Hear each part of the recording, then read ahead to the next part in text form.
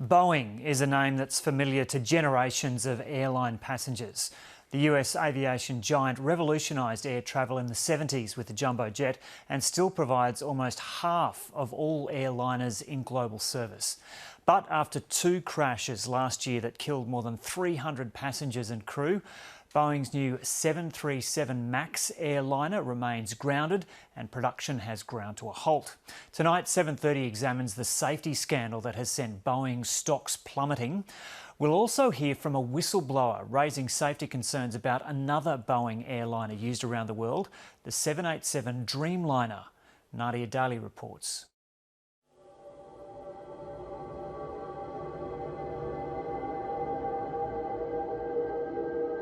In the middle of the desert in Australia's Red Centre, this plane graveyard is packed. These are just a few of more than 300 Boeing 737 MAX 8 airliners that have been grounded worldwide for almost a year after two deadly air crashes.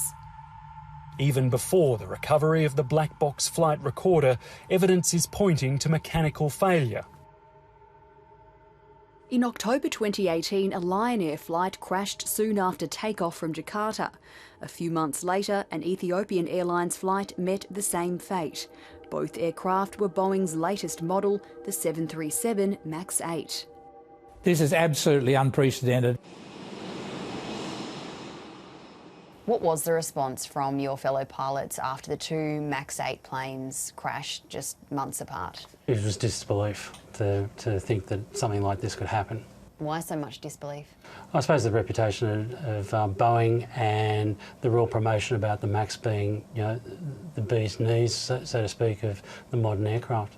Now we're ready for departure, so park, break off. Pilot Grant Hallinan runs this flight simulator of an earlier 737 model in Sydney. Break. Advance the throttle, full power. He's simulating a takeoff from Jakarta, just like Lion Air Flight 610 did, before crashing minutes later into the ocean.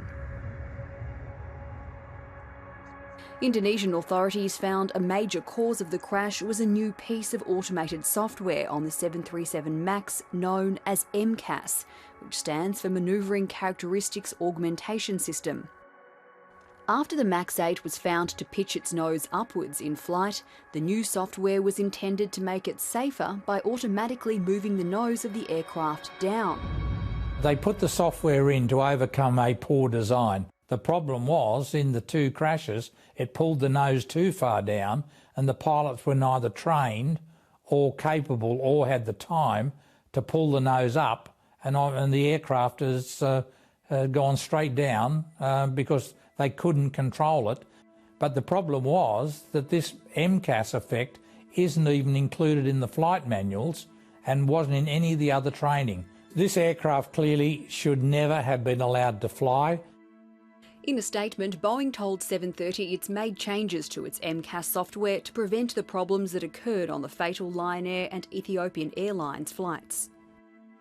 Questions around the safety of Boeing aircraft now extend beyond its 737 MAX 8 model. There's some bad things going on here in Charleston. In the United States, former Boeing quality manager John Barnett worked on a different plane, the 787 Dreamliner. He says he wouldn't travel on one himself. I would not fly on a Dreamliner, and I've asked my family and begged my family not to fly on the Dreamliners because I know what's under the skin. I know what's flying around out there, and it's scary. John worked for Boeing for more than 2 decades before moving to the company's new factory in North Charleston, South Carolina, where he started to see problems in the construction of its flagship aircraft. John noticed tiny shavings of scrap metal were being left inside aircraft after they'd been completed, which he says poses a serious fire risk. And all these metal slivers are falling right down into the wiring, into the electrical equipment. When you mix metal slivers with electrical components, it's a recipe for disaster. He also says he discovered major problems with the system that supplies oxygen to passengers through masks during an emergency. When those are actually initiated 25% of them failed to initiate. 25% of the oxygen systems flying around today on the 787s aren't going to work properly. The former Boeing quality manager also alleges that damaged parts were being used to build new aircraft instead of being thrown out. If we have defective parts and we don't have any more new parts in stock, then the mechanic could go take a defective part and put it on the airplane because they want to sell their job, they want to get their job done for that day, not thinking about the long-term ramifications of it, right? I raised every flag inside the Boeing company that I could possibly raise, and it was not addressed properly, so that's when I decided I had to go outside of Boeing. John took his concerns to the United States Federal Aviation Administration, which confirmed his complaint about metal shavings and that Boeing could not account for the disposal of some damaged parts. It also found Boeing was aware of problems with the emergency oxygen supply and was addressing them. But John remains sceptical. I don't see a whole lot of action going on to correct what's inside Boeing. John Barnett retired in 2017. He's taking legal action against Boeing under legislation to protect whistleblowers from discrimination. There's also a rule of thumb in production that it takes 8 to 10 years for a defect to become an issue on an airplane. So, you know, our first delivery out of Charleston was late 2012, and I'm concerned. I'm really concerned. In a statement, Boeing said the concerns raised by John Barnett didn't pose a safety risk and the faulty oxygen supplies have been addressed. Boeing said every plane that leaves its factory has been through rigorous safety tests.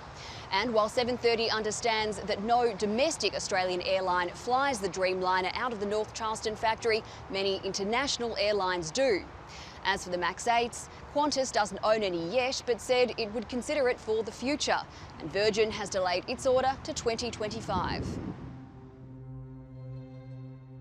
Boeing has temporarily halted production of MAX 8s while it scrambles to find a fix.